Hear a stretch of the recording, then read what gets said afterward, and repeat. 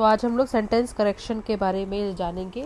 एक एक सेंटेंस देख के हम समझने की कोशिश करेंगे कि इसमें क्या गलतियाँ। देखिए होता क्या है कि ये सब ऐसे स्कोरिंग पॉइंट्स हैं कि अगर आपको इसमें आपको कुछ रूल्स हैं जो कि फिक्स पैटर्न पे क्वेश्चन आते हैं, ज़्यादातर एरर कॉमन ही होते हैं, ठीक है, इसीलिए कॉमन एरर्स कहते हैं इनको। तो एक बार अगर आपका कमांड हो गया तो आप ये वो टॉपिक है जिस पे आप आसानी से नंबर उठा सकते हो, क्योंकि बाकी जो भी टॉपिक है जैसे वो कैब्स है या कुछ भी है तो ये मतलब कुछ भी आ सकता है, फिर वो आपका लक है कि आप सही गस कर पा रहे हो या नहीं, आपको आता है या नहीं। पर ये ऐसा टॉपिक है अगर आपको इस पर कमांड हो गया तो आप इसमें आसानी से सब्जेक्ट में स्कोर कर सकते हो। तो चलिए पहला सेंटेंस देखते हैं। पहला सेंटेंस है he said that the thief sees a fully loaded gun from a policeman and shot him. तो हमें वास्तव में तो देखा जाए तो ABC में से पहचानना, अगर कोई नहीं पहचान पाएगा तब भी हम D लगाएंगे। तो ये कह रहा है कि ये सेंटेंस अगर आप ध्यान से देखिए तो ये सेंटेंस किस में है, ये सेंटेंस है हमारा पास्ट में, है ना। He said that the thief sees a fully loaded gun from a policeman and shot him. तो अगर आप एक चीज़ हमेशा ये रूल याद रखिएगा कि अगर कोई चीज़ पास्ट में है, अगर कोई सेंटेंस पास्ट में बनाया गया है तो हम पूरा सेंटेंस जो होगा वो पास्ट में ही चलेगा। मतलब यहाँ पे ही सेड दैट ये तो सही है, पास्ट में बना है, लेकिन यहाँ पे सीज लिखा है तो सीज तो नहीं होना चाहिए, ये भी पास्ट में होना चाहिए। तो हम यहाँ पे क्या होना चाहिए, सीज्ड, ठीक है, पास्ट होना चाहिए इसका। तो इसमें क्या चीज़ हम कल गलत होगा, इसमें होगा हमारा आंसर बी, सीज्ड होना चाहिए। क्लियर है। तो ये बस एक लाइन याद रखिए और ये जो रूल है वो आप और भी सेंटेंसेस पे अप्लाई करिएगा। ये आप चेक करिए कि अगर कोई सेंटेंस जो है वो अगर पास्ट में शुरू हुआ है तो वो पूरा सेंटेंस जो है वो कंटिन्यू भी होगा पास्ट में, ठीक है। पास्ट इंडेफिनिट टेंस हम यहाँ पे यूज़ करेंगे।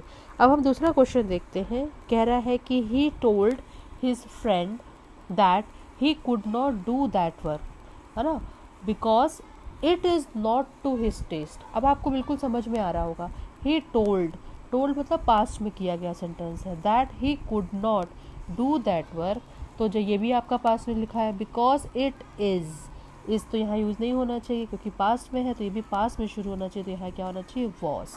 तो इसका सही आंसर क्या हो जाएगा, सी।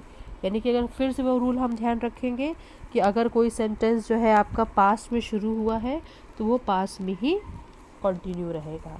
तीसरा देखते हैं। तीसरा सेंटेंसेस है why you copying your homework from someone else, है ना। Why you copying your homework someone else. आप इसको पढ़ते आपको समझ में आ रहा होगा कि इसमें कुछ कमी लग रही है। क्या, जब भी कोई सेंटेंस क्वेश्चन से शुरू होता है, क्वेश्चन वाले शब्द वर्ड से शुरू होता है, वाई, है ना, ये तो क्वेश्चन मार्क लगाया हो तो उसमें सही है, लेकिन वाई, तो यहाँ पे हेल्पिंग वर्ब कहाँ गई, है ना, यहाँ पे हेल्पिंग वर्ब होनी चाहिए ना। अब कौन सी होगी, तो जाहिर सी बात है कि वाई यू आर कॉपिंग, मतलब अभी हम प्रेजेंट की बात कर रहे हैं तो कम से कम एटलीस्ट आपको आर लिखना चाहिए। तो इसमें क्या गलती हो जाएगी, ए की। तो ए जो है यहाँ पे जो होगा वो सेंटेंस करेक्शन। क्लियर है ना। Why you copying your homework, तो वाई आर यू, कम से कम आप हेल्पिंग वर्ब तो लगाओगे ना को, ये तो हमने पढ़ा है। अगर हम इसको नॉर्मल कहते तो हम कहते हैं you are copying your homework, तो अगर हमें क्वेश्चन बनाना है तो यार पहले आ जाएगा why are you copying your homework, ठीक है। क्लियर है। चलिए फोर्थ देखते हैं। Amit could not tell me why he does not come to college yesterday. अब आप अगर इसमें कोशिश करेंगे ये जानने की कि इसमें क्या गलती है, तो सबसे पहले आप यही चेक कीजिए, अमित कुड नॉट टेल, ठीक है, ये बिल्कुल सही है। Y he does not, does क्यों से लग गया, ये तो पास का सेंटेंसेस है, तो यहाँ पे क्या होना चाहिए, डिड होना चाहिए। इसलिए यहाँ पे जो गलत है वो कौन सा होगा, ऑप्शन बी। तो मेरे ख्याल से आपको एक समझ में आ रहा होगा।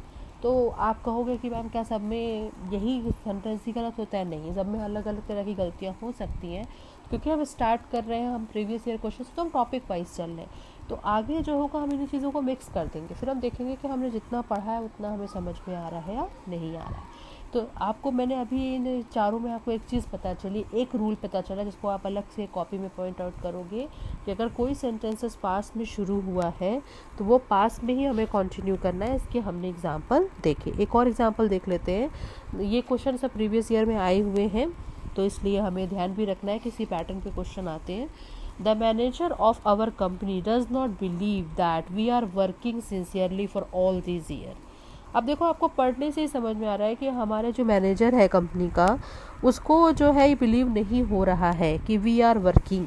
अब आपने पढ़ा तो है, ये तो आपने छोटी क्लासेस से आप पढ़ते आ रहे हैं कि ये कोई काम होता जा रहा है ना, ऐसा तो है नहीं कि काम हो चुका है, ये काम अभी भी हो रहा है।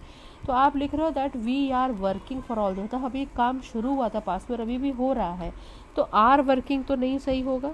हमें क्या यूज़ करना चाहिए यहाँ पे, हैव बीन।